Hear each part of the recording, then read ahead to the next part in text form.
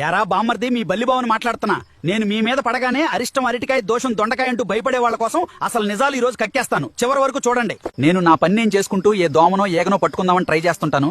ఆ కంగారులో ఎక్కడో నా గ్రిప్ మిస్ అయ్యి కాళ్లు జారి టప్మని మీ నెత్తి మీదో భుజం మీదో పడతాను.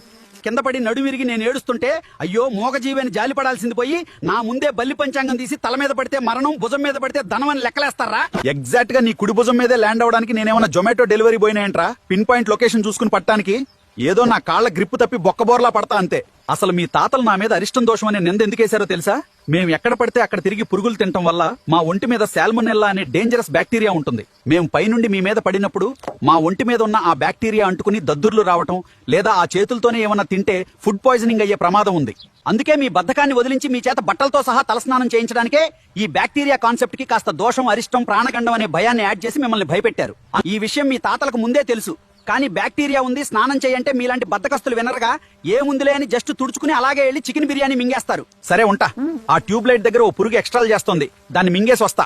ఈ లోపు మన ఏఐ టాక్స్ ఛానల్లో తొంగి చూసి కంటెంట్ లో దమ్ముంటేనే ఫాలో కొట్టండి మామలు.